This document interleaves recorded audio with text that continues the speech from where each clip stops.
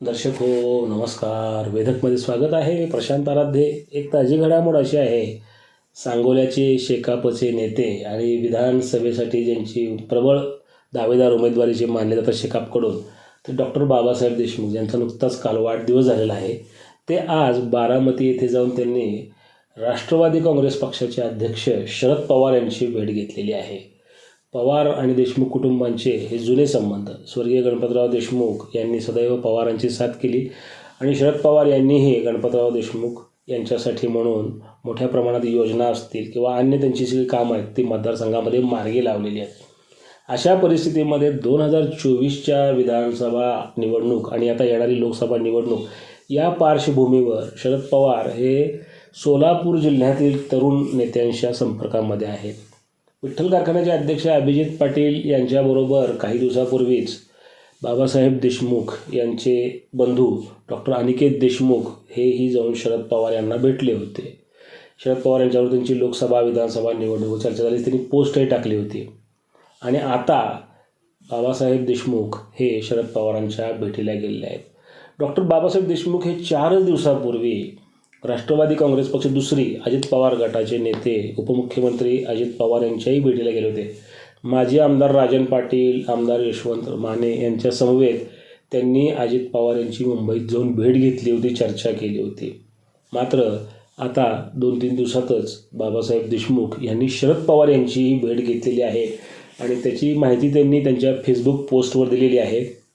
यात त्यांनी शरद पवारांच्या कामाचं कौतुक केलेलं आहे. त्यांनी शेतकरी कामगार यांच्यासाठी जे काम केलेलं आहे या संदर्भात त्यांनी ती पोस्ट केलेली आहे. आपण त्यांची भेट घेऊन चर्चा केल्याचे त्यांनी त्यातनं कळवलेलं आहे. डॉक्टर बाबासाहेब देशमुख हे 2024च्या विधानसभा निवडणुकीचे प्रबळ दावेदार आहेत आणि मागच्या निवडणुकीमध्ये 2019च्या निवडणुकीत डॉक्टर अनिकेत देशमुख यांचा थोडक्या मताने पराभव झाला होता आणि शहाजीभाऊ पाटील हे निसटत्या मताने आमदार झाले होते. आता सांगोला मतदारसंघाचे चित्र बदलत चाललेलं आहे आणि हळूहळू त्या ठिकाणी देशमुखांचा जोर पुन्हा वाढताना दिसतोय. अशा परिस्थितीमध्ये डॉक्टर अनिकेत देशमुख, डॉक्टर बाबासाहेब देशमुख यांनी आता सांगोला मतदारसंघात जोर लावलेला आहे आणि गाठीभेटी त्यांनी सुरू केलेल्या आहेत. त्यांची लोकसभा निवडणुकीमध्ये भूमिका काय असणार यावरही बरंच काही अवलंबून आहे.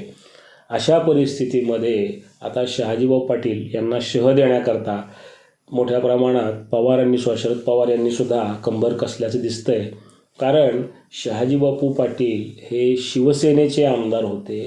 जे उद्धव बाळासाहेब ठाकरे यांची जी पहिली शिवसेना होती त्यातून ते निवडून आले होते. मात्र नंतर ते एकनाथ शिंदे यांच्याबरोबर गेले आणि आता सध्या ते एकनाथ शिंदे यांच्या गटाचे आमदार आहेत. अशा परिस्थितीत त्यांनी अनेक वेळा टीका केलेली आहे मागच्या सरकारवर, महाविकास आघाडीच्या सरकारवर. शरद पवार यांच्यावर सुद्धा त्यांनी टीका केली होती. त्यामुळं अलीकडच्या काळामध्ये त्यांना सांगोल्यामधून पराभूत करण्याकरता म्हणून उद्धव ठाकरे आणि शरद पवार हे नेते, बडे नेते व्यूहरचना आखणार हे निश्चित आहे आणि त्याची तयारी त्यांनी आत्तापासून सुरू केल्याचं दिसतंय. या अंतर्गत सांगोला भागातील नेत्यांच्या गाठीबिटी त्यांनी घ्यायला सुरुवात केलेली आहे आणि हळूहळू साखर पेरणी करून ते शहाजीबापूंच्या समोर मोठं आव्हान निर्माण करण्याचा प्रयत्न करणार हे निश्चित आहे.